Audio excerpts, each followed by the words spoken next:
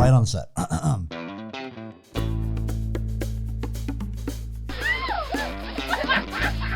Ladies and gentlemen, welcome to the Let's Poddy podcast with your host, Benji Weatherly. It's the podcast where you learn absolutely nothing.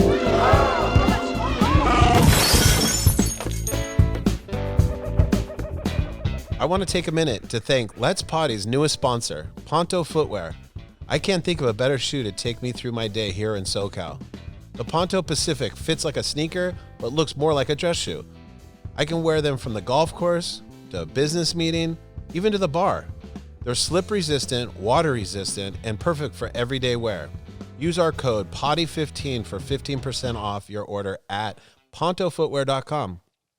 I'll just start from the top. I have Let's Poddy Season 2, Episode 5 or some shit. Hey, Let's Poddy listeners. This is Annie. I'm the producer, and we realized Benji forgot to introduce our guest today, so this is freestyle moto rider Colby Raha. And he just came from an MRI, so he's doing his job well. Yeah, that's like standard procedure. Injuries happen. How many of those bzz, bzz, bzz, bzz things have you done in your life? The MRI. Oh man, I don't know. I've been getting them since I was younger. And if you move, that's to start over. I didn't actually even get the MRI. This was so I was supposed to get the MRI, and then something about my insurance or whatever. So they're gonna have to look into it. So I don't know. So you never had to go through it today? No, I didn't actually end up getting one. That's why I think I made it here quicker, which worked out. Yeah. When you get one, you have to stand under. And I've had back surgeries and stuff, so you have to sit there calm for 45 minutes. They're like 45 minutes. Yeah. You basically try to take a nap.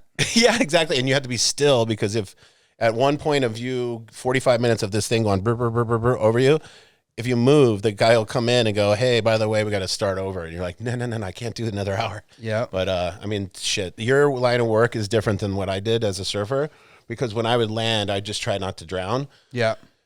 It's just all about not hitting that shit, man. I just had the craziest experience. So like you were saying, I grew up in the desert. I ride dirt bikes. I don't really go to the beach very often. Anyways, I've been out in Hawaii a few times recently. Got friends out there. Shout out Big Island Mike. And I love Big Island Mike. He's done my tattoos. Yeah, some of the dudes out there, and Nathan Fletcher and those guys. Yeah. His kids are killing it. But anyway, so I was out there. Wait a minute. Before we go any further, Zappa and them are doing their motorcycles now? They're on motocross? No. I was saying Nathan Fletcher's kids. That's what I'm saying. Nathan's kids. Yeah. Laser. Yeah, Jetson. Yeah, they're riding dirt bikes now? He's going to have them ride, too. I think they can ride, skate, surf, all that. He was the only guy in my industry. Nate Fletcher's one of my really, really good friends. We rode for the same companies. Yeah. And he would always remember that you were probably too young, but he had that video crossover, motorcycles. Yeah. And he was a good moto rider and surfer from San Clemente. He's a fucking nut job. So anyway, I go out there to get away from the dirt bike world. Sometimes I get a breath of fresh air. And I was out there, and there's this gnarly shore break right on Keikis Beach, right by Pipeline. And that's where my mom lives, across the street from Keiki. Yeah, and I'll just have a couple drinks or whatever, and then at some point I got to take a leak, and you don't really have anywhere to go, so I'm like, I'll just jump in. But it was super gnarly. It's the heaviest one. And I'm like, basically I'll just time it right, get out there, try not to be a kook. Well, I go out there and I'm swimming around the lake or their waves. And then these dudes are hanging out right there, and they're doing their GoPro shots. And I didn't want to get in their way. That's Clark Little. Yeah, well, that's what he does. But these guys weren't Clark Little. They're wannabes. They're wannabes. Yeah, they're doing their shit. And I was like, hey, man, I don't want to be in your shot. So I tried to distance myself out of their way to get out of their angle. And this wave broke right on my head, dude. Because it was breaking over here, but when you go over this way, it's breaking different. And my shoulder popped out when it broke. So then I was just stuck, dude. No. I got just Did it pull you out past the waves? I hope you didn't get pulled out. No, I was lucky to get out. But anyways, yeah, it was a trip. So learning how to not drown, that was a yeah. But we're talking about a beach break, you guys. There's 3 beach breaks in the world that'll kill you, and I didn't know that. And Keikis death. Yeah, I don't know anything about the way the waves work. You know what I mean? Yeah, it's crazy. And that one, it doesn't look bad, but you can tell the way it hits and explodes on the beach right. And I was swimming up and over the waves for 10 minutes. It was all good, but I think since I drifted to the right or whatever it was, I know exactly. I tried to swim under it and do. But if my shoulder didn't pop out, it wouldn't have been that bad. You know Is this an injury you've already had for a while, the shoulder popping out? Yeah, so I think it's just something to do with dirt bikes. You just slam all the time, and you basically tear your labrum. I popped my left out 50 times growing up, just throughout the years. Did you always pop it back yourself or get your friend? Yeah, always my left, and then I started popping my right shoulder out, and then the movie we just finished up filming, Gnarnia, I ended up crashing really bad and breaking my pelvis and my back. But in that tumble, if you see the movie, it's really gnarly, but I completely shredded all the tendons or whatever in my shoulder. So ever since that crash, it pops out all the time. Like it just pops out. Like if I'm like move wrong or cleaning out the van or working out or like any weirdness, it'll just pop out. If it's loose, right? If it's Yeah, loose, like getting up out of bed, it'll pop out, and then some. Like most or of if the time, you're yawning, that one always gets guys. yeah, stuff like that. I have to basically treat my shoulder like it's in a sling, you know. But it's tough because it's like a 6-month recovery. So trying to time that injury comeback is like, I don't want to get the surgery right now because I'll miss X Games this summer. Right. And I won the last 2, so this will be like and it's Ventura Fairgrounds. I just found out it'll be public again. Kind of like a home turf, right? Yeah, it'll be awesome. Pretty so I want to go to that. So I don't want to get the surgery right now. So just trying to plan. I've been putting it off, but it's popping out so often. It's like getting kind of ridiculous. So what was the MRI supposed to be on your shoulder today? Yeah. Fuck. Yeah, it's not like those aren't important, right? And dirt bike. Yeah, it's weird because I can still ride my dirt bike and it won't pop out as long as my arms are right here. The second I like move my arm over here, if I fall or just anything like turn around or do like a trick that involves an extension, it'll pop out. So I just got to baby it till after X Games. I'll get the surgery midsummer, chill out till like December, and then be good. Yeah, I love it. It's the most gangster sport ever, for one. I mean, when I was a kid, it was Krusty's Demons of Dirt. I mean, do they even make Krusty's movies anymore? There's other movies, but nothing like that. Those are like really punk rock. Those were like the first start of kind of like the movies that people just had fun and didn't give a shit, and like just like funny what was skits. The guy, Seth? Yeah, the Seth crazy Enslow. motherfucker. Yeah. He was Evil Knievel's son that he never had. Yeah. I mean, I dude remember was that guy badass. being the gnarliest too, and he wasn't even that talented. Yeah, he was just fucking gun ho. But that's where your guys' sport kind of, for me, I mean, it was probably a lot older than that, but then when it came in, it was like, hold my beer, watch this shit. Yeah, and that's really what was gangster. so cool back then, you know. And then the Metal Militia guys kind of picked up where they left off, and they're still crushing, right? Yeah, Deegan and Link Ogle, they basically like Deegan won a lot of contests, and Link was just a bad dude, and they kind of like it's what I'm kind of finding out now is like they had the sickest properties at the time with the best training facilities, so they could recruit riders and just build them up to win X Games. And right now, I just finally got done pretty much building my own property with the biggest quarter pipe ramp, so I'm gonna start training like these up and comer kids to start riding quarter pipes, and then you know, as I'm getting older, like who knows, like you never really know how long you'll be doing what I do. I'm hoping it lasts a long time, but I'm going to start kind of managing, like hopefully getting kids to start like winning or doing well. So then it's like, you know, I can hang back, and I got the knowledge in the compound, and I think that's kind of what they did. They just taught dudes. You're on the right path. It's about giving back and then having longevity. Yeah. Especially with such a dangerous sport. That's fucking awesome. Do you do any rides with kids? Is there like benefit stuff like that for you guys? So since I got my own property set up out there, I got the insurance and all the waivers, and now I've just been doing riding classes. It's Raha Riding Class at on Instagram. Who in what world lets their kid go ride with you? Yeah, no big deal, Mom. And she sees all the ramps, like, what is going on here? You're going to ride with him? Yeah. Cool. I compare it to like skiing or snowboarding. It's like I have the extreme double black diamond jumps that like nobody will hit, and then I have like the bunny slopes and the I'd like to try track. the bunny ones. Me and Bruce Irons did that. You remember the thing called surf cross? Yeah. Surfer cross? Yeah, surfer cross, yeah. Just for the layman's out there listening, like, so we do a surf contest at Huntington Beach that was like 2 foot. It's always shitty waves. Yeah. And then the next day we'd go to a surfer cross track, and the professionals rode with us in a race. Yeah.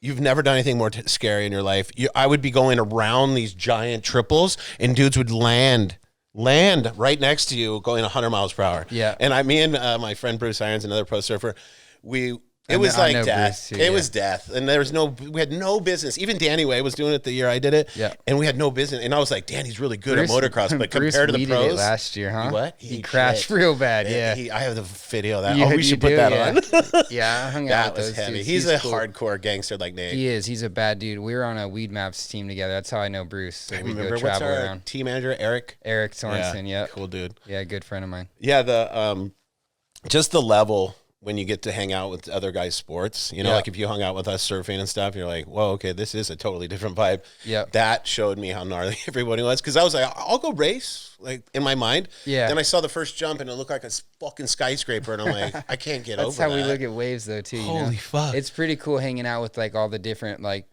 top pros in different industries.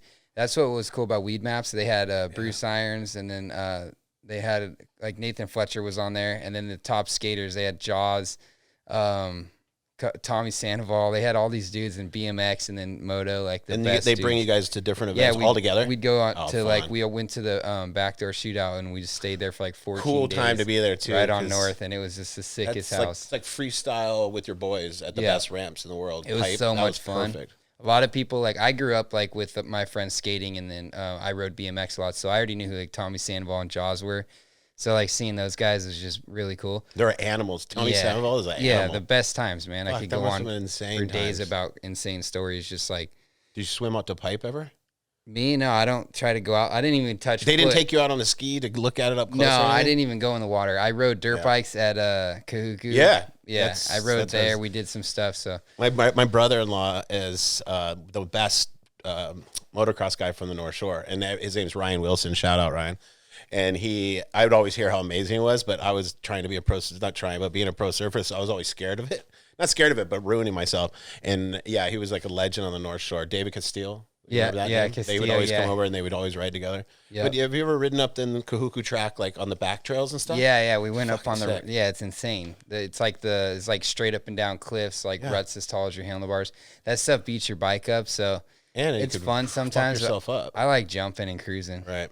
And then when did this all happen? Like, sorry, I'm going to start from the beginning because I'm really excited to hear how this all happened. Yep. I know you're from like Bakersfield. Am I right? No. North of LA, Palmdale, California. It's like just up in the high desert. You know, it's probably like an hour from LA, but as soon as you get into the high desert, it's just endless dirt bike riding zones, like tracks and like all the OGs from like the 70s and 80s.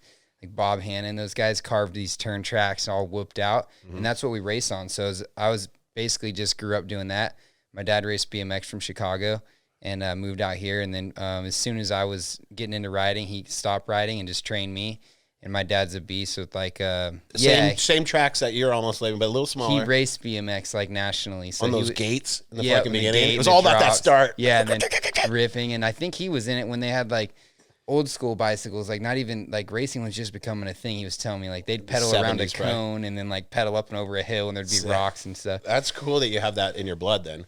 Yeah. So when is the first time you picked up a motorcycle? They had me riding already BMX, like jumping stuff when I was 3. And then 4, I think they weren't like rushing to get me on a dirt bike. Like some kids ride at 2 and 3. I rode at 4, 5-ish and started winning stuff and did nationals. And my dad's just he taught me how to like train and work hard at like perfecting turns and jumps and stuff. So my whole childhood, we just grew up doing that. So you have good base. I won a lot of like state champion stuff growing up, and then even like the national stuff, like top 5s. It's a really competitive class. Like a lot of the dudes I grew up racing are like winning championships in Supercross now, like Cooper Webb. I was wondering, is Jesse Nelson. So the racing's still in your blood, or do you kind of like fucking jump and beat you guys while you race? I basically all I knew was racing, and that's all I wanted to do. And then once I started because I always rode BMX too, so. Right. My parents split up, and then basically I just wanted to ride BMX like on my own. I didn't want to I didn't want to even have anything to do with like either parent at the time. Mm-hmm. I just wanted to ride BMX, and I competed in pro, like kind of like just little pro BMX contests and stuff for a little bit, and I got on Team Standard, and that's all I wanted to do. And then once I got a construction job, I was going to save up money, quit that, and then I was just going to backpack, ride BMX, couch surf, travel the country, and just put out video parts. Like this basically 17, 18, how old are you? Yeah, like 18, 19-ish. And then once I got my construction job, I actually started liking it, and the boss just kept hiring me on a job. He's like, dude, come back tomorrow, come back next week. We got this new job. And I kept raking in all this money doing it. And I'm like, shoot, so that job lasted like basically like 2 years. And I started having all this money. I bought a truck, I bought a dirt bike, and I wanted to get back out and ride. I hadn't ridden in like 5 years. And then I just got into like free riding for fun, you know, because racing was so expensive.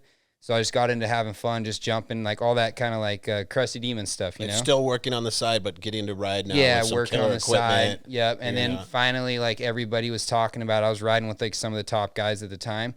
And I wasn't like, I don't know, I wouldn't say I was like showing them up, but you could tell I was like giving them like a run, you know, like a backflip and stuff. They weren't flipping, and I was still young. So I got noticed, and then I got a few sponsors, and then basically Link Ogle opened the door up at Metal Militia for me to go train there in Temecula. I got in with him. This is when you're like 20? Yeah, I think I was like 21 at the time. So the free riding thing was a few years. I jumped over a train, did some stuff, got noticed, and then got to X Games, and then I won my first year out there against a couple of big name dudes. And this is on the best trick? Quarter pipe. Quarter pipe. Yeah. I noticed that's kind of your jam. Yeah, so quarter pipe was like the new thing. I was good at that because BMX, and then I won that, and then I got invited back the next year for real moto, step up, and quarter pipe, and I medaled in all three. And then I got 2 bronzes and a silver, and then I ended up going back the next year, and then I won real moto, and then I got a couple more medals. God, the construction guy must trip, huh? Yeah, they're funny though. My bosses, I still talk to them all the time. They're like real estate investors and stuff. They're cool, and they're basically like, they're like, hey man, I see you building all your ramps. Like I built my landings for my, They're like, where'd you learn that? And I'm like, yeah, you guys, that's so cool. And it taught you probably discipline and hard work.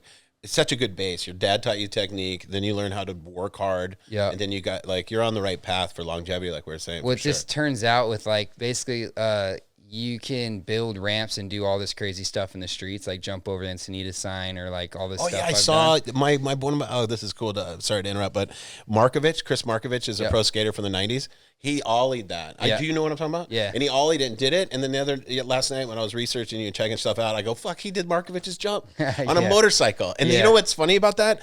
That's City Hall in Encinitas, and those fuckers are pretty tight. And when you did that, I was like, holy shit. It's a good thing they didn't catch you. Those guys are fucking mean people. I'm trying to get a liquor license there, and they're like, you're not getting a liquor license. And it's because my friends jump off fucking motorcycles down there. I park my van like a couple streets down. And just whoop, right into it? Yeah, I'll just ride or whatever, get the clip. As soon as we're like stoked we got the clip and I feel good about it, the camera dude's got it, it's like, all right, I'm out, and I just bail, You got it. Hopefully like a cop doesn't roll up when I'm doing it, but that stuff's cool. And then with my construction background, I've been able to just build all these ramps and just do all kinds of stuff where I feel like other dirt bikers don't really know how to build. Yeah. I don't know. Like They wouldn't know how. So that's insane. What about this a film I just watched, and what is your last name? Is that Spanish? Raha? No, my grandpa's family's from basically like Czech Republic, Poland, and then Germany. That's where my grandma's from. It's an Eastern from. Europe name. Yeah, they're all from Poland, Germany, and then they moved out here and had my dad. So that's a sick name, though. But there's a film from which I really respect. Rockstar, Rockstar and Monster are like the 2 reasons why action sports have thrived so much. They support Supercross and freestyle so much. It's so sick, and they made a film about him. That's Rahaville. Is that how you say it? Oh, it's so my name's Raha. And then we just came up with the name Rawville because it's outside of Victorville. It's such a cool I got property flick. up there for cheap like 6 years ago. And then finally now with like Rockstar helping me out, we just built this insane like training compound thing. Like, and it's down, or is it still up? No, I was just there yesterday. Oh, yeah. so is that your spot you're talking about you own? Oh, Yep. fuck. So it's in the middle of the desert. You got to go check this thing out. It's on YouTube, obviously. And it's only about 8 minutes. But it's probably one of the coolest 8 minutes film ever. I think it's only like 4 or 5 minutes. That was just our first year. Like we're building on that place every year, and the next edit will come out before New Year's 24. So in about 8 months or something, whatever it is. But yeah, so every year we're gonna build on it, and Rockstar's helping me out, and then just also I can operate equipment. I got a bunch of friends that are down to work and do that stuff with me. You got your own tractors and bulldozers now and shit? I don't buy them. No, I rent them. Rent them. Yeah, that's smart. And then, so the Bones Brigade back in the day did the mega ramps, and they did it together. It's reminding me of that. And then I was thinking like the snowboard side with Shaun White when he made his super pipe by himself in the mountains in Utah. Yeah. But what a dream 4 or 5 years from being in construction to building a fantasy. Yep. Like that must be a pretty surreal thing. And it gives you perspective, right? That you actually came from a town where no one thought you could make it. Then you work hard as construction, and next thing you know, you're on top of the world winning X Games. I mean, that's a really cool story. It's like a fucking, it should be a Hollywood movie. Yeah, it really should. Who knows? Just don't fucking die on us. No, I'm going to try, dude. I'm going to try to be safe. I got some like world record jumps coming up in the future. There's no dates yet for them, but like breaking the longest distance. You're going to try to do that 400 fucking asshole thing? Yeah, because we have the setup we just built that's in the movie, basically like job shadowing me on how I get to almost breaking the record. Okay. But then we own the jump up there on this dude's land in Fernley, Nevada. So in the future, I don't know when, but I want to go break that record. And I mean, I feel confident about it. If I didn't, I wouldn't go for it. Yeah. But there's always a slight chance like your, bike could It have seems an like it's a issue or lot of something. brake action when you guys are up there that long. Yeah. Like toot, toot, toot, to keep it kind of level. Yep. The one I saw last night that you had I always call it wipeouts because I'm a dorky surfer, but your crash where that fucking ramp broke on you. Oh, yeah. And that was like in Just Hollywood a Studios or like in the just a city. kook deal. No, we did a freestyle show. These shows, they pay like a couple of grand or whatever. You go out and you just jump. It's like a standard 75-foot freestyle ramp, And We're talking about an urban, guys, like cement in a city. Yeah, and it's right a in front of fucking metal ramp. the movie theater in Temecula Mall. Pretty local show. We do them all over the country and stuff. But I got called to do this show, and I show up, and I was riding. I hit the first jump, hit 4 or 5 jumps, and then we started the show. And first jump of the show, the dude in front of me. So if the ramp would have fell apart on the dude in front of me or behind me, who knows what would have happened? Probably It would have been worse if they did Well, it. they were doing tricks. I was just hitting it to just do a whip or whatever. And as soon as I hit the ramp, they basically designed this ramp to fold. So it's you could travel with it and, Right. it's not so tall. Was it your buddy that put that thing together? No, I mean, I know the dudes that put the show on. They've never had that happen. It's just a freak thing, but yeah, it was gnarly. They must have felt The fucking horrible. ramp collapsed and I totally weeded it. So that sucked. And did you come out of that one not broken all over? No, a bunch of road rash. Yeah. A couple of those crashes, you come up, your adrenaline's running so much, you're laughing and shit. Usually when you're out, those guys are on stretchers and stuff. I don't know about I mean, obviously you're But broken, yeah, but your you don't adrenaline, feel pain, you're yeah. laughing at one. Fuck, it was so gnarly. I think it was 250 footer or whatever, and you eat shit, and you come up, and they're like, yeah, that was heavy, and you're kind of bleeding and stuff. But I was like, how are you not in a hospital right now? Yeah. It seemed like you're just drinking beer and just having Yeah. fun. Yeah, I mean, you don't really feel it. Moto gear's pretty good. You got a helmet on and some boots and stuff, so. Yeah, fuck. I got to hang out with Jim McGrath a lot during his run as Supercross champ, and what an incredible journey that guy had. And he was the Michael Jordan at the time. Yeah. Then it went over to Carmichael. And who's the new racer guy now that kind of runs the show? Tomac's looking to basically almost beat So someone's beat a dominating lot of right now? records. Yeah, Tomac's seems like he's the next guy to do all that. I watch Supercross every weekend. I'm still into racing like that, but Yeah. just we'll see what happens. Yeah, is that something that you want to dabble in a little bit here and there? Nah, not racing. I feel like it's I try to be efficient with my time and energy, and I feel like racing, you have to put in so much work. You have to be on your road bike, training, lifting weights nonstop, eating right, you're paying Coaches, for trainers. Yeah. And then you can get cut off by a lapper one time and just break 5 bones. You see it all the time. The injury list is insane.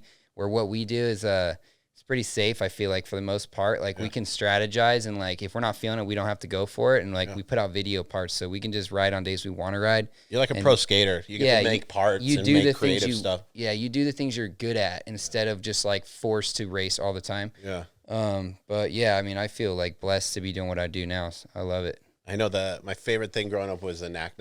Yeah, and then it McGrath's turned trick. into it's McGrath's thing, right? Yep. That's why I probably loved it so much. But now you guys do the whip, which is kind of the same thing, but more tweaked out with your legs on. Is that Yep. kind of the difference? Yeah, you just lean off the bike, throw your foot off, or whatever. It's Look all backwards. about style. It's so sketchy. What we're talking about is a whip where you go up off a ramp and then they whip so hard they're actually looking back. Their bike is looking backwards too. Yeah. Then they bring it around right before they land. Yep. It's so fucked up. And I love the tribute to Matt Hoffman, because you're a BMX guy, when he did the motorcycle drive. Yeah, I got that tattooed on me No way, really? by Big Island Mike. Yeah. I love Big Eye Mike. Guy's a legend. Yep. But yeah, the Hoffman is kind of your quarter pipe. When you're up there, you look Yep. like Matt Hoffman, but you're about 100 feet higher. I don't know. I It's think pretty we're high. What's your 80 height? feet. How high are you? I up just in broke the record last X Games for 49 feet off the top of the ramp, and then the ramp's 20 feet tall, so you're 20 90. plus 49. Yeah, we get pretty high up there. That shit's crazy. Training for that, you have to go high all the time. So that's why, coming up, I'm going to just start putting everything off to the side and just, make time to, train, get in shape, and then just hit the quarter pipe consistently all the time, because that stuff's so dangerous. It's so dangerous that was it Renner? Renner, yeah. He was really good for a while. Yeah. Yeah, he was one of the innovators of it. It was actually Nathan Fletcher was hitting quarter pipes on a dirt Isn't bike Nate back. that good? I'm tripping. He was so hitting good at dirt everything. lips, doing one-footed quarter pipes pretty much back like in the like late 80s, early 90s. Yeah. And then, like Metzger started doing it off dirt stuff, and then they started building ramps, and that's where Renner came in and was able to like make the quarter pipe go huge, and then they did X Games, and that's where we started doing it. I got to be a part of, I feel, the groundbreaking moment of all freestyle moto when the double flip from Travis Pastrana. Yeah. And I was sponsored by Powerade, and I had front row seats, and we all knew it was happening. You could feel, I've never felt an event, especially in our sports, that I felt the tension. It was terrifying. And he was like saying bye to his family, and the ramp in the area he landed was so tight that I was like, there's no way he's going to make it on this thing. And it just looked like death. And when he was in the air, he almost hit the fucking pilings or whatever you call it, the ceiling. And he made it, and I just got chicken skin thinking about it. But that was like the biggest moment in action sports. That was insane. When you were a kid too. How old were you when that happened? I remember I was racing. I was at Loretta Lynn's in Tennessee, and I went back to the motel that night, and I turned on the TV, and it was him getting ready, and we watched it. Holy shit! So you made it just in time. Yeah, it was like perfect timing. This wasn't like TiVo days. How old are you? Like 12? Was I like 15? Probably like 11? Holy shit, that must have just changed your whole... You're like, all right, I guess racing's done. Well, we seen it coming because he put out those Nitro Circus DVDs every year, and we'd get one on Christmas, so we'd open our presents and then go watch the Nitro Circus DVD. And I remember seeing him like do a double backflip to sand, or there was like a teaser or something, so we kind of seen it coming or something. But yeah, to see Did he do it into like a pond? No, a pond, but like the soft stuff. The foam pit? He was doing a foam pit, and then he did it to sand up this mountain. But that dude's just a beast. He's I got relentless. So lucky. I was the same agency. It was called The Family, and it was Danny Way, Travis Pastrana, and myself. We went to New York, and this internet company was trying us to blog before all that happened. And we're like, what do you mean internet? We didn't even know what we're doing, but they paid for all this stuff. And I'm sitting at dinner with Danny Way and Travis Pastrana, and they're talking back and forth about their injuries. I wish I filmed it. It was one of the craziest things. They talked for 45 minutes, and they kept saying, oh yeah, and then I broke my femur, and then this and that. And this guy would get like, oh, well, I broke my neck surfing. Danny Way broke his neck surfing when he was 18. Yeah, they sound like doctors, huh? Yeah, and they know more about the amount. I talked to Danny about my shoulder. He gave me all this info, and just, they were using all these words. Like, he was using all these words, and I was like, man, true. Like, he sounds like a doctor. And I'm unfortunately learning quite a bit myself, and I'm been racking them up, Yes. So. Are you going to dabble in STEM eventually if you have to? I talked to him about it because I'm trying to like get through these contests without taking that 6 month off, right? Because it seems like there's always something coming up, like if I miss X Games, well, that would suck, and then I would make it back to my Rockstar shoot at my property. But if I do surgery right after X Games, I might miss that shoot. Right. So it's always bad timing, and these are big things, so for what I do, it's like Rockstar's putting all this, effort into and you're the defending champ and stuff. There's a lot on you. Yeah, I talked to Danny Way, and I'm like, hey, man, what can I do about stem cell on my labrum and the tendons in my shoulder? And he goes, they're not going to heal the tendons, but if you get the surgery, it will help progress, or it'll help the healing quicker. Right, yeah, like it'll help the healing process, and you'll be able to get back on your bike sooner with rehab. So, yeah, I talked to him about it and stuff, but... Yeah, a lot of my friends like Shane Dorian got back surgery and they got stems, and he couldn't surf, and now he's fine. It's definitely, there's something to it, and they're getting better at it. So yeah, it's crazy. By the time you're retiring, they'll probably be able to give you a new body. Hopefully, just like, hey, can I get a leg, an arm? That's insane. So what about other sports? Do you dabble in anything other than like? Do you ever do the Baja trucks or anything like Metzger? No. Is it Metzger? No, who's it? Deegan's really good. I pretty much just focus on my main thing right now, which I have a lot on my plate, so I don't really have any free time. And if I ever do get any free time, like BMX is usually kind of how I like to hang out. That's pretty fun to me. But trying other sports, I just feel like I could get hurt. Like if I try skydiving, or I used to snowboard growing up a bunch, and I can snowboard, but I always get tempted to go for the biggest jumps or whatever. I don't know what it is. I just I'm an adrenaline junkie. So I'll go off the big jumps and just wreck. And like next thing I like break my wrist or something. It's like, what am I doing? Like, this is my job now. Yeah. But I actually, so I do YouTube videos all the time. So I put one out every week, and I'm constantly like doing that thing, like the Encinitas jump. I'm going out and like basically, doing all kinds of crazy stuff. I put this one out in San Francisco where I jump over like this huge street gap, like do all these tricks around the city of San Francisco. So your street cross. What would they call that? Street moto. Street moto. Whatever. Moto. So something like that. You ever do a rail? Yeah, I did, did? actually. Yeah, I grinded the first rail, 18 stair. Do you guys put pegs? Or No, how do I you do just it on the wheel? just frame slid it Oh, right on the really? oil bolt. That's ridiculous. But yeah, so I do stuff like that, and I put them out on my YouTube. I used to do it for Real Moto for X Games, and then I got a bronze, and I won 2 years in a row. And then they canceled it or moved it to mountain biking.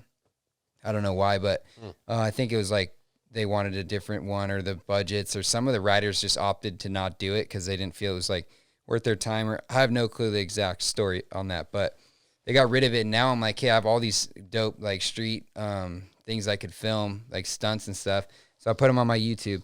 So I do that every week, and then I have my clothing line, my merchandise, whatever, all my stuff, and I'm pushing that. It's a brand called Live Free, Ride Free. Is that your logo here? Yep. Yeah. So it's a basically 2 ramps, but if you look at it going forward, it looks like a ramp with a stripe up the middle. So, and we have a ramp company, so that's like our ramps on the logo. So me and my brother started a ramp company, and we're sending them out to all the Suron kids and all the 110 dudes and stuff, and that's cool. That's a business you could probably thrive in, making Yeah, ramps. no, it's going well. Like, we keep sending ramps out to people, and they start posting them and stuff. So that, and then so between the merch and the YouTube and the ramp company, and then now contests come up. So I'm just, plenty of stuff going on. That's insane. What kind of bike do you ride? Husqvarna 450, which is Husqvarna. basically KTM bought out Husqvarna. So same thing pretty much. Those are sick. I had one of those in Bali. It was so much fun to ride those in Bali. Yeah, Everyone's on scooters, and you're like, rah, just flying by them. Yep. That's incredible. Did you ever go on any trips to like Asia and do riding overseas, or is it mainly mainland? I haven't been to Asia. I've been to I went to Germany and did a Red Bull contest there. That was cool. It's called the Dirt Diggers, and then I went to Mexico a couple times for Baja with Weed Maps, and that was cool. It's kind of sketch down there though. Mm-hmm. Did you ever think about doing maybe later in your career the Baja 500? Is it 500 or 1,000? Baja's 500. It's a 500, and then they have the 1,000. They have a sample. Sketchiest race ever, right? People get it actually seems really fun. Like, I wouldn't mind doing it, not to try to like win or anything, but just to get just to cruise. But then you hear all these stories about like, the people down there will you'll be in some remote area in the middle of the peninsula in the mountains, and then they'll just put like a pipe with like I don't know, like a ramp, or like they'll put a cow on the trail. I don't know. They just you just never know down there. So I actually, up with that shit. Yeah, I'd like to just focus on, the tasks. Maybe just meet them in Cabo and party with them.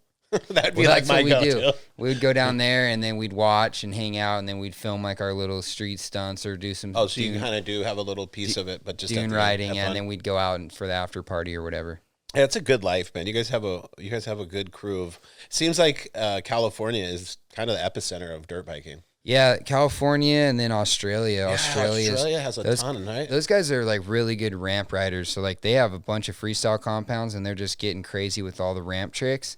Where they don't have a lot of hills, and then California's just got these like rolling grass hills.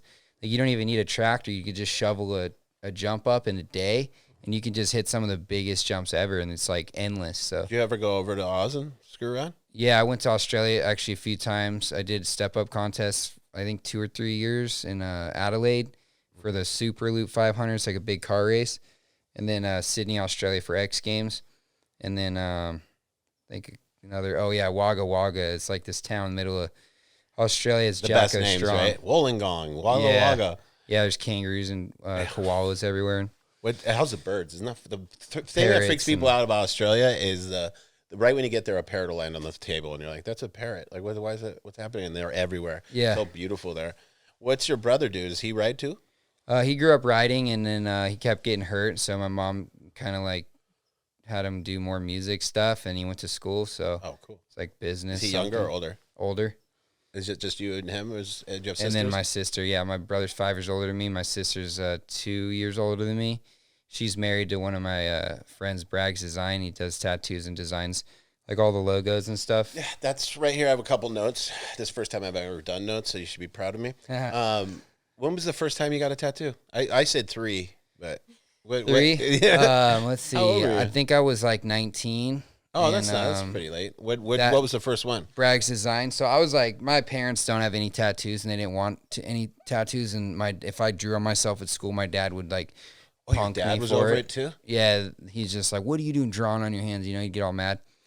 And then, but basically when I decided I wanted to go do my own thing, when I was like 14, 15, I moved out, did BMX forever and stuff. I make my own money, so I never asked my parents for anything, you know, haven't, and I never, you know, hopefully ever will.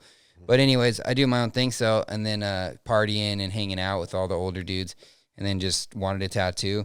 And I got something that my mom would like. It's like, That one right there? yeah, angels. For and everyone stuff, out 'cause there that's not watching, it's like a beautiful angel. yeah, and then it's like with the 2 angel babies with roses, because that's what my mom decorated my whole house in. Usually there'd be like flowers with like that stuff.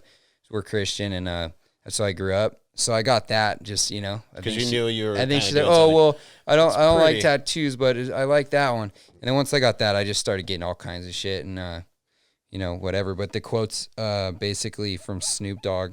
I didn't know what quote to get. What does it say? Nobody has.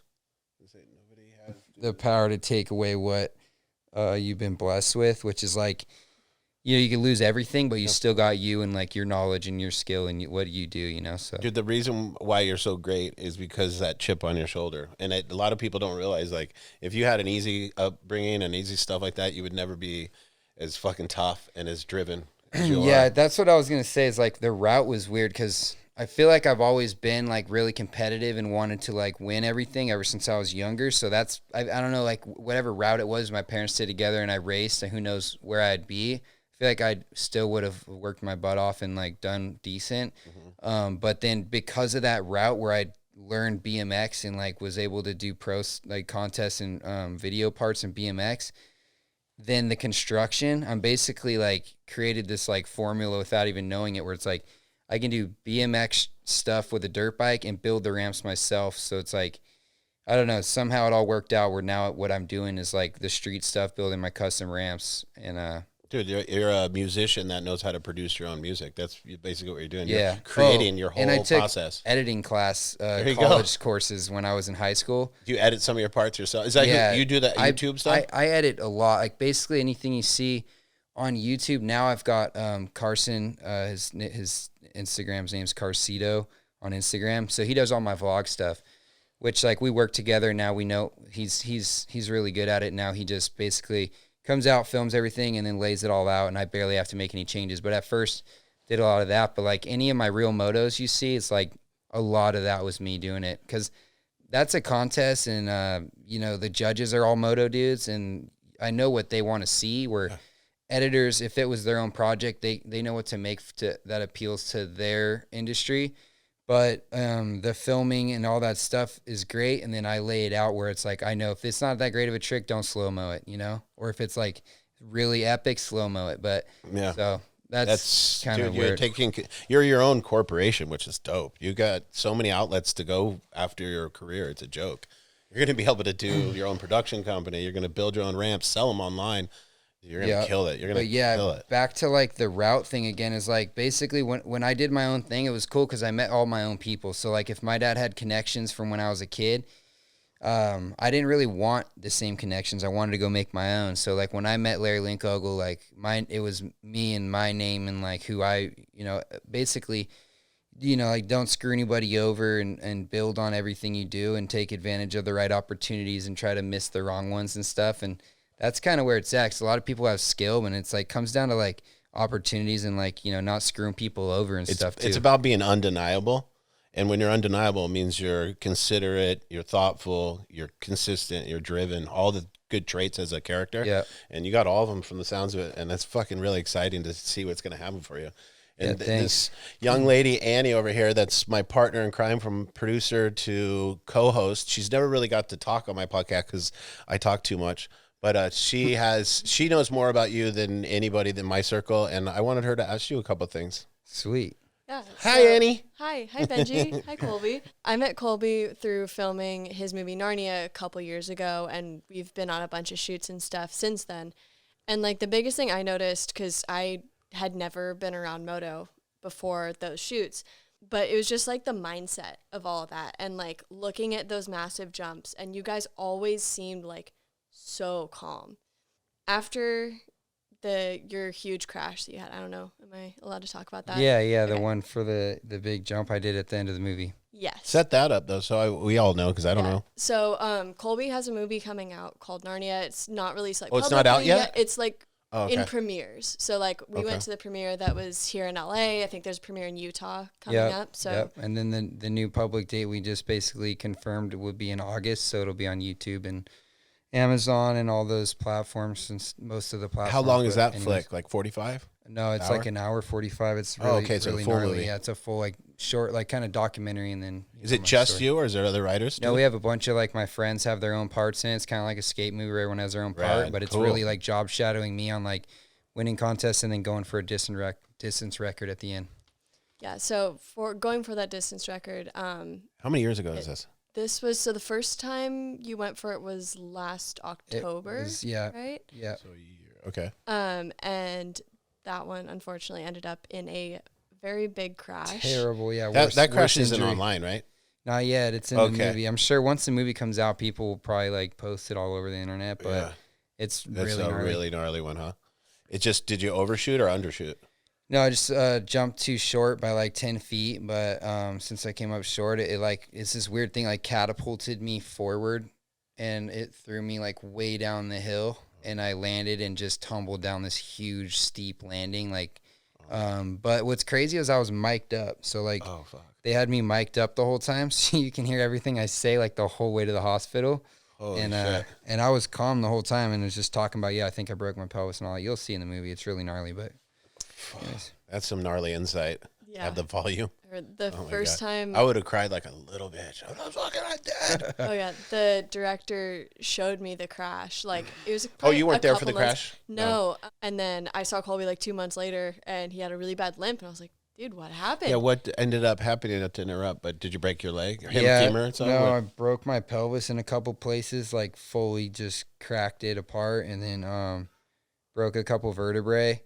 But since the pelvis was broken in half, they had to put plates and screws to hold it together, and I wasn't allowed to put any weight on either leg for like over 2 months, and then another 2.5 months or something of just no pressure on my left leg. So crutches. You still have a lot of pain in there, or is it kind of gone away? No, it's if I don't work out for a while and I'm just like cruising around riding and just taking impacts without like strengthening it, then it will be really sore. When I wake up in the mornings, I'll have a limp. But other than that, like if I'm working out a lot, it seems to be all right. Is that metal still in there? Are you going to take it out, or does it stay No, forever? they said leave it in. There's 2 screws the size of pencils in my back through the back of my pelvis, and then a big plate in the front with like 8 screws across my pelvis. Fuck. Wow. So So that movie is going to be out in about a few months. Yep, yeah. August will be like actually public. You can pre-order the DVD right now on NarniaFilm.com. Sick. Gnarnia is like the Chronicles of Narnia spelled the same, but it's supposed to be like gnarly. Oh, okay. Clever.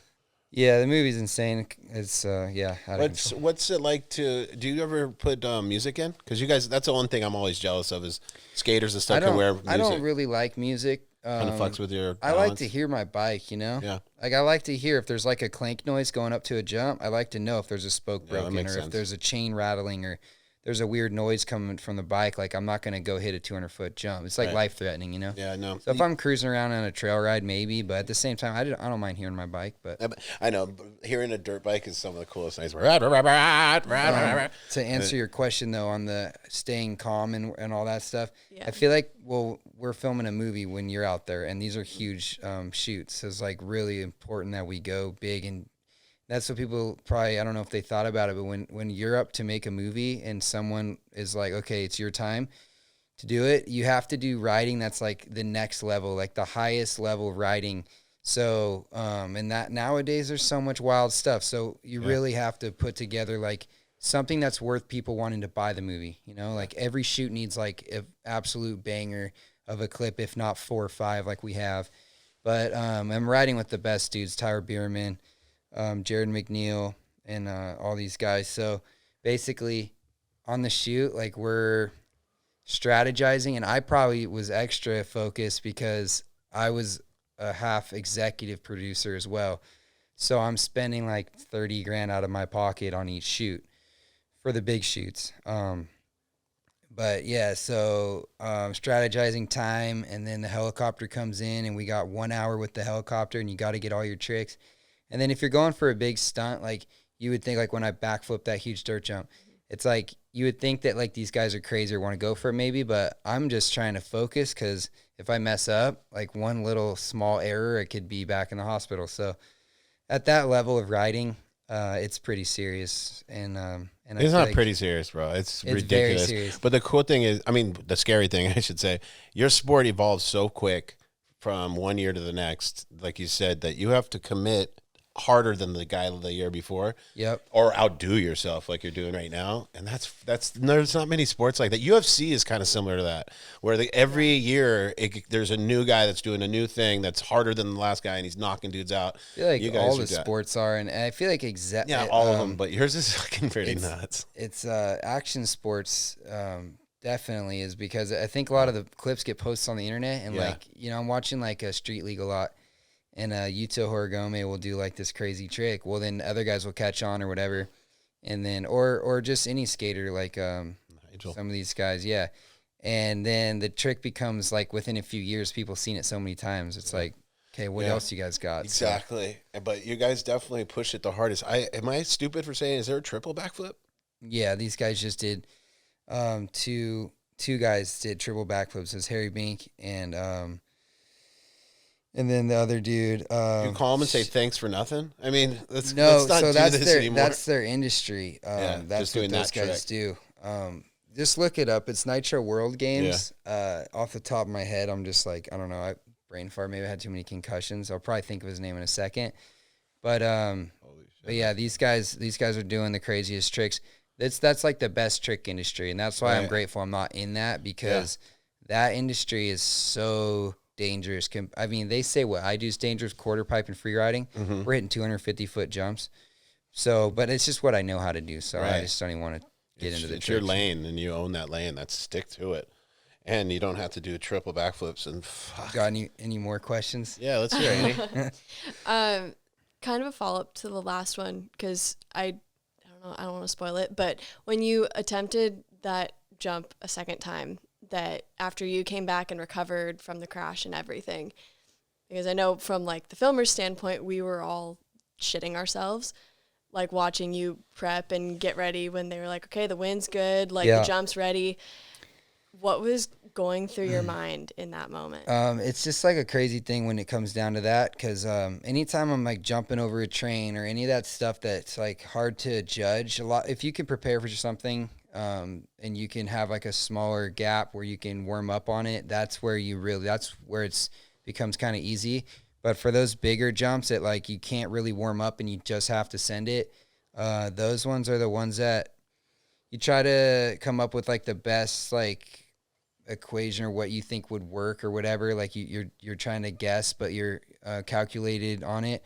Well, that jump, the first time I hit it just went so terribly bad, and the math was wrong. The guys that told me the math were off on their numbers, and then I went with my own instinct and went faster, and I still cased the backside of it and got really hurt. So going back to do it again, it's just a bummer, because it's like the pain or whatever isn't even like, it's not that, it's like the time off the bike and sitting at home on the couch is just like what drives me nuts. It's like you can't walk, and like the simplest things become really difficult. That's why I have like a lot of respect for just some of these guys that are, you know, in chairs for their whole life. Like I was in a chair for like a couple months, and it was just, anyways, it's just gnarly. So like thinking all that stuff right before you go for it again, I'm like, well, I'm leaving it up to my dad came out for the second shoot, and Joe Martin, and they all worked together with the dude Toes, and they all came up with this equation. They said, you basically go 65 feet, you're not going to come up short. So, okay, you know all this stuff, but there's still that like guessing game where like you don't know if you're going to get hurt. So at some point you just have to say basically fuck it and just turn your brain off and say whatever happens, happens. And I don't, you know, like I don't care. And it's hard to do that. So the only thing I can compare it to is if you've ever been in like a fist fight or something when you're like younger and you don't really know if you like are going to win, but you have to just say, here I go. And you just go out and just like whatever happens, happens type thing. It's kind of like that.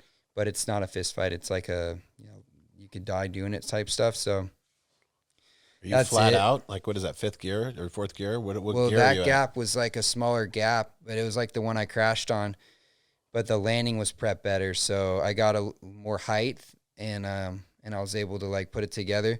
but it's just the guessing game. And then once you land the first jump, that's when you can start going, okay, if I went like 200 feet at 70 miles an hour, I can go 230 feet at 75 miles an hour. Then you pull the ramp back 20 feet. Right. And once you're in the perfect spot on that, you bump it up another 5 or 10 miles an hour, pull the ramp back another 40 feet. But now you're just going off numbers, you know?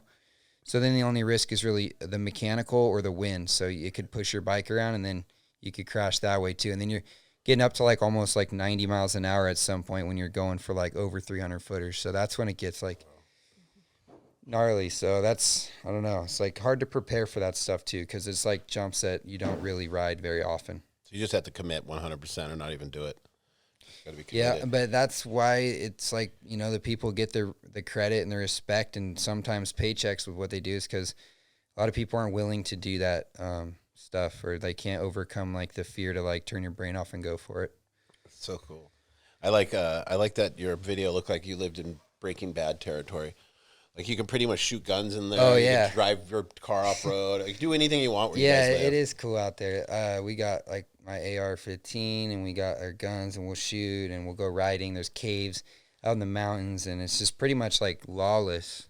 Like if somebody got shot, like the cops wouldn't be there and, For a you know. week, so. No, I mean, they could be there in 20, but 20. it's not like anyone's around, you know. Right. Or if they drop what they did and pinned it straight out there, but. Is that where you're going to pretty much retire? Is out where you have a house now?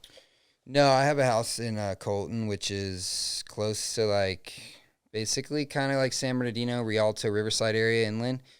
So my property's an hour up the hill up into Victorville area. And then, so I don't know. I'm trying to figure that out. I don't really know if I want to live. Still young. The beach is obviously the perfect place to be in the summer when it's 110 out there. Yeah. It's like intolerable to be out there, which sucks because I have to practice for X Games in 110 because they chose to do it at the end of July. So it's just like, you know. In Ventura, they're talking about the Ventura one? Yeah. So there's no quarter pipe ramps on the beach. You'd get noise complaints. Right. You know what I mean? Yeah. So you got to be out in the desert in 110. Anyways, I'm not looking forward to it, but I might ride at nighttime. But ideally, I don't know. I don't know where I'd want to end up. I was thinking probably like somewhere on the outskirts, but just build like a dope pad on a property would probably be my ideal spot. Up there, it's just crazy, dude. Like cheaper houses and stuff, and with that comes all that, you know. Freedom.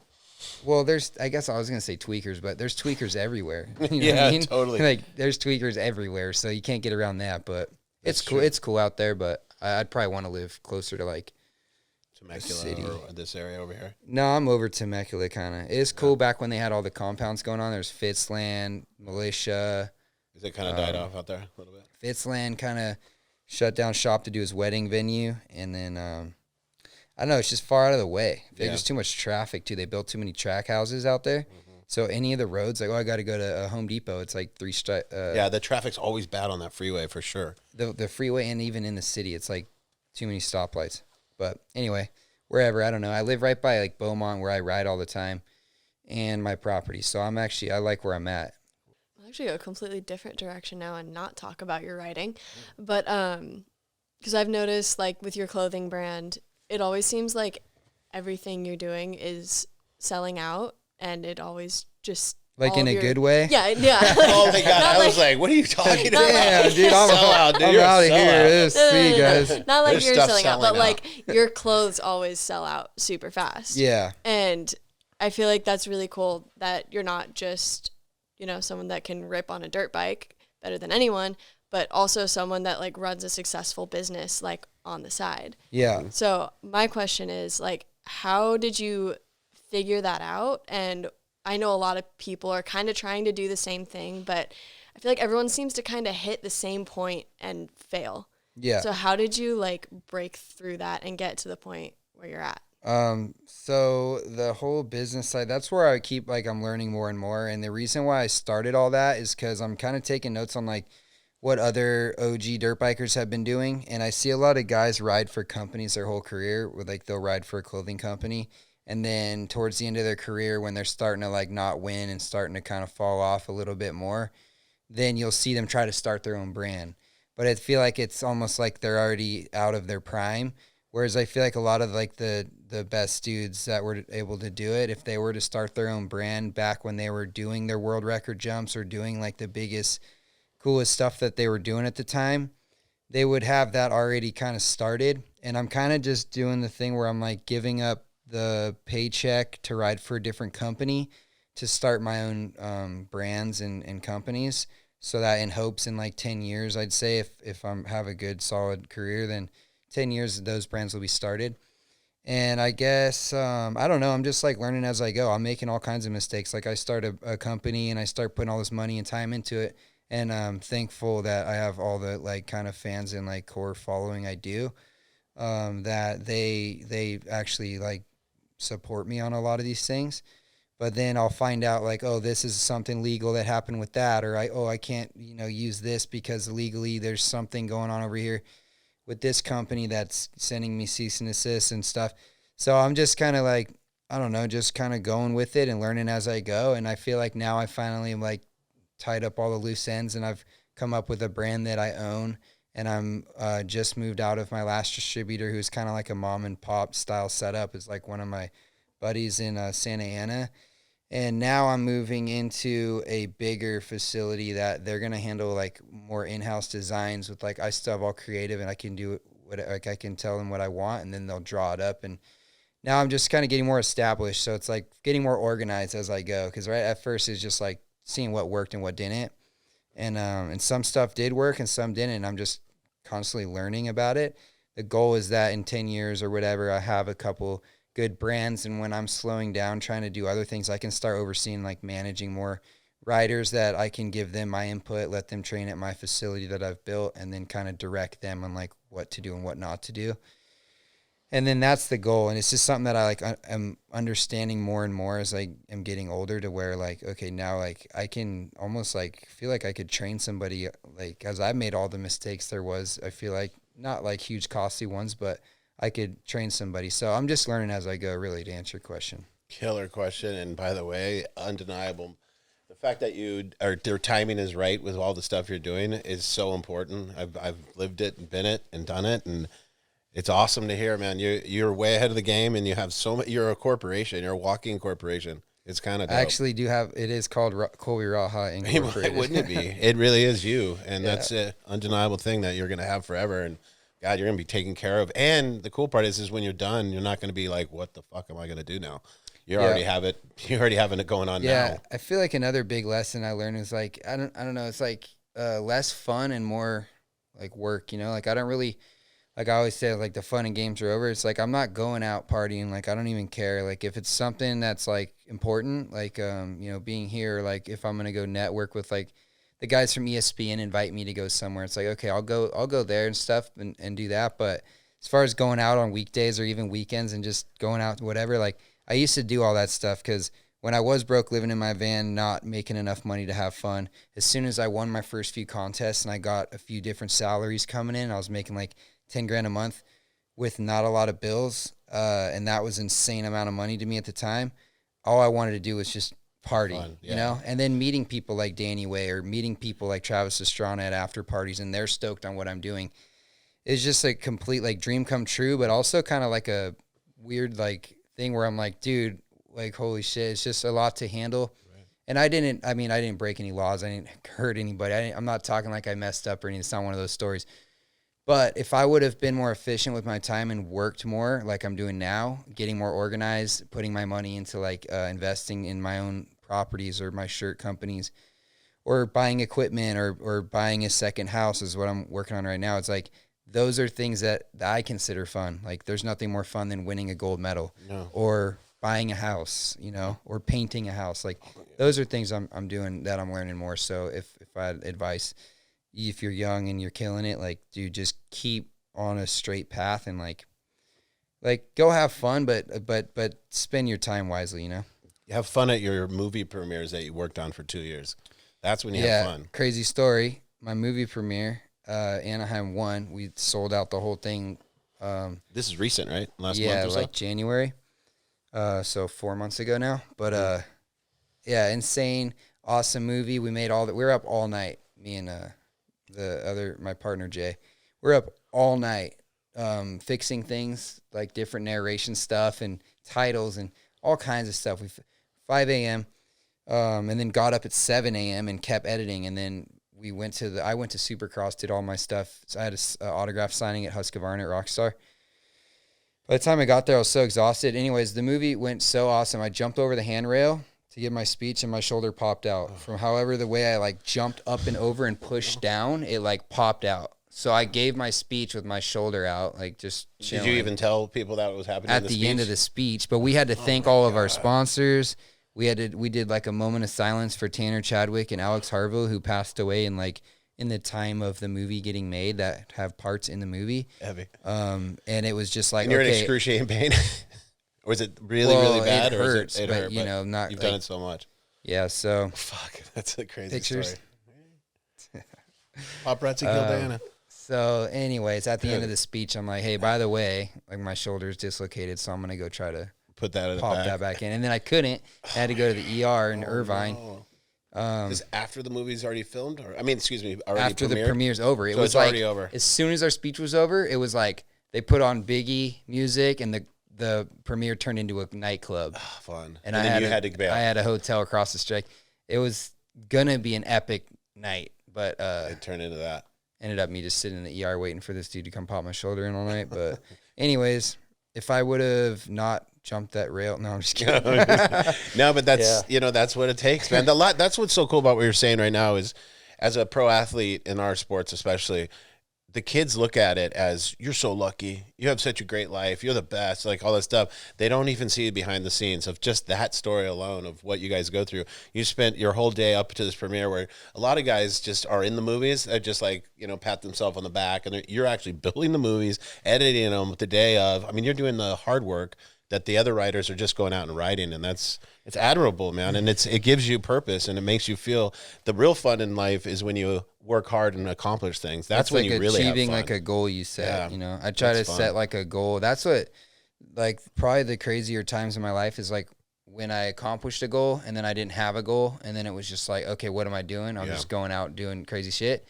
But it's like what keeps me on track, I feel like, is like me setting a goal. Like right now, it's like I want to win X Games for the third time in a year.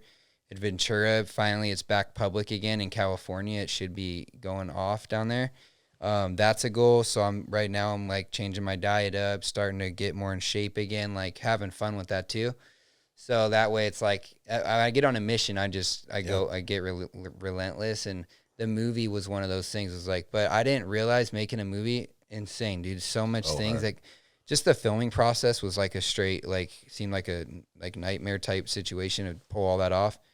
Budgets and all that, and then editing was just a whole nother. People don't realize how hard it is to get the music, and then to have it on like Amazon TV or like on YouTube for sale and all these things. You have to have legal everything. It's insane. Yeah, one song that you don't have the publishing and license, it could shut the whole project down. Yeah, everything has to be done. Contract. Everyone's like, why isn't the movie out? It's like, the movie's done. This is all now we're just doing all the legal and like budgeting and like getting the movie. It's just. That was cool. You got that Social D song in that YouTube clip for Rockstar. Thanks to Rockstar, Steve Mateus and those guys in Kemp. Those guys put it all together, and I know those dudes.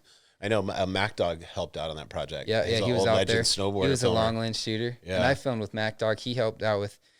He did all the real moto stuff, and I've hung out with him a bunch. Did you ever see all of his old films in snowboard? I've seen a few of them, yeah, but I'm mostly dirt biker. And now he's doing a lot of dirt bike. That's fucking amazing. Yeah, he's doing both. Yeah, Mac Dog's the man.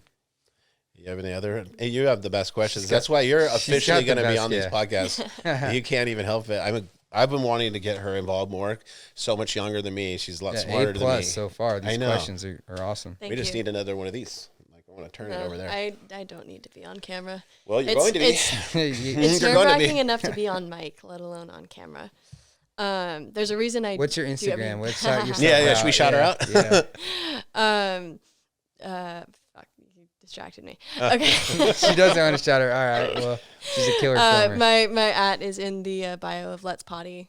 There you go. All right. Inquiries, DM me. That's fine. For work. For work. Yeah, yes. right. If you want to come on the podcast, let me know.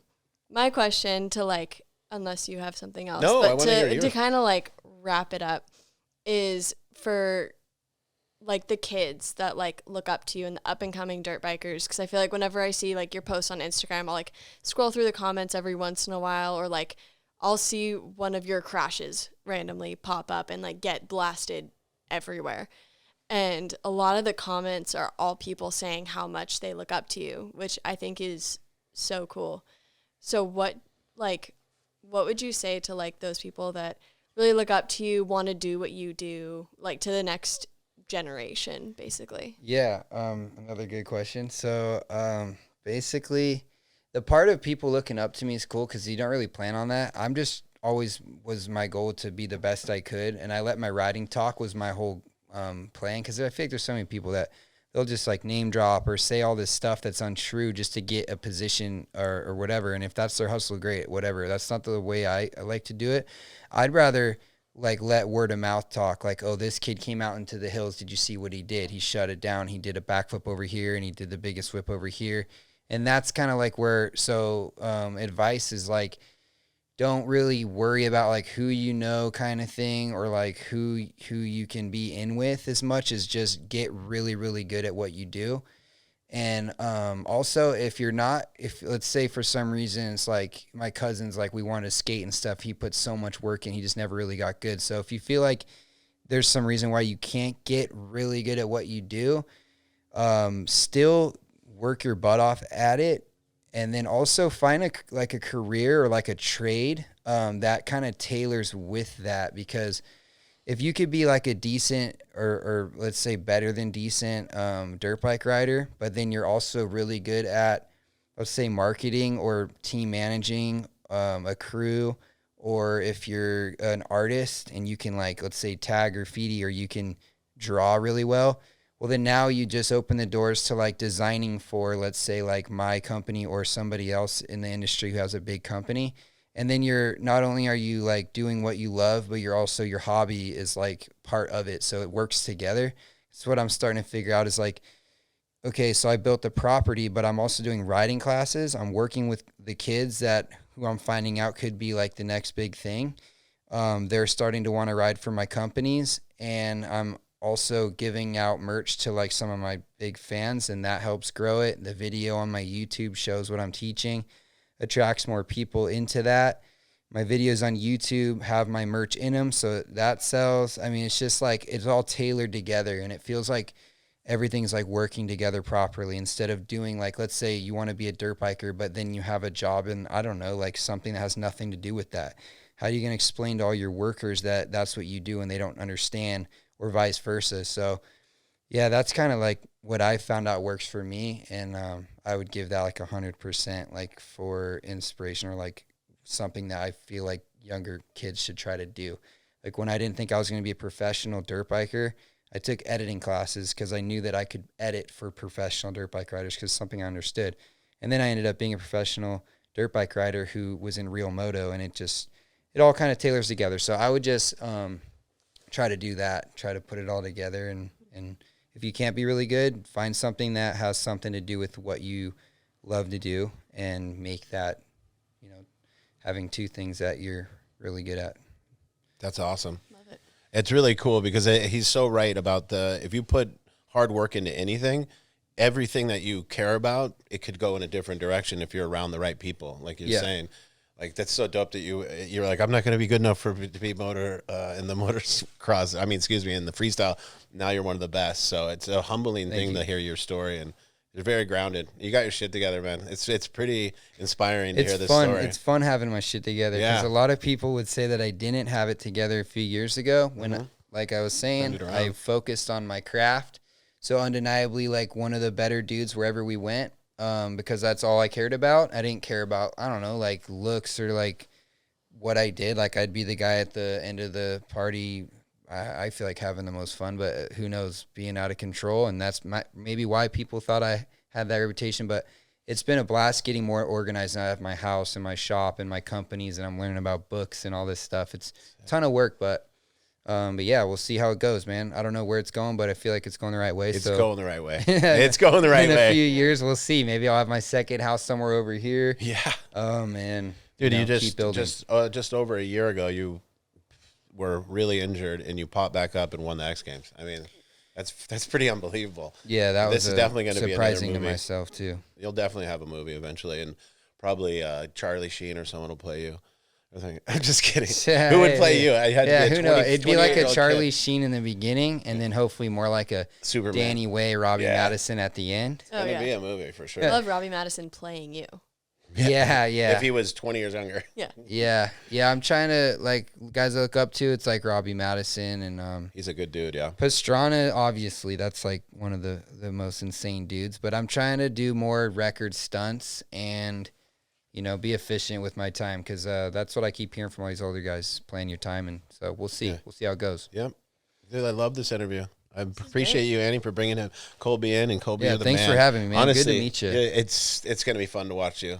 This is going to be insane. we'll I'm now see. a huge fan. And Appreciate it's like the mega ramp of skateboarding. You guys are on you're on a level where people that have never picked up a bike in their life, they watch it. When it's street skating and stuff, if you're not into skating, you don't know what you're looking at. What you guys do is like the pictures that you have in a kid's room. You're just flying over these giant. I mean, my girlfriend saw a video of you earlier, and she's like, "What the fuck is happening?"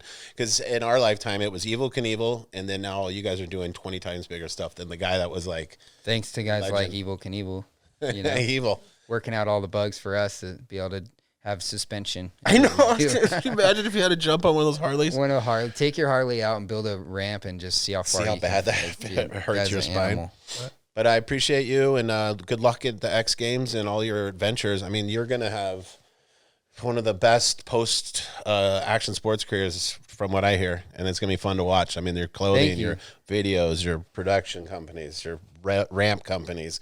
It's insane how many things you got going on. One time, one of my sponsors called me a corporation, and I was like, because I own a production company and I sold. I was never a competitor. I was always a filmer and did all those kind of things, learned how to edit, all that stuff.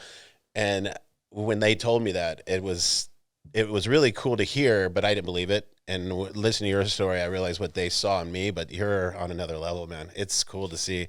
You're going to be very successful, and I can't wait to see your little offsprings doing 100-foot jumps when they're 5 years old like you. Yeah, we'll see. When you were doing your little riding, just to go back on that, were you on a 50 or an 80? Yeah, PW 50. It's kind of like a tamed down. It's perfect for the 3 to 4 or 5 year old kids. You don't have photos of all that, do you? Yeah, I got photos of that stuff. Yep. That's got to be cool. A lot of that's in Gnarnia too. They give a little I can't recap wait. story. So if you're smart, you're going to go online. You can pre-book Gnarnia for buy the on DVD hard DVD. copy, or just kind of stay in tune with what's going on some of my pages. And the movie will be out around August, which is right after X Games. So What's your YouTube channel name? Colby Raha is my Your name? It's Raha is actually the title of the YouTube, and then Putting that in my YouTube tonight. I love YouTube. I don't even have cable anymore, just YouTube. So you're going to be one of my channels. It'll be fun to watch your career go and skyrocket. And keep it going. And Annie, it's nice to have you on the podcast. Thanks, Annie. Those are cool questions. Yeah, really were. Awesome. Thanks again, bud. And Annie, thank you. Thank you. Okay. All right. Thanks, everybody. See you guys. Let's potty later.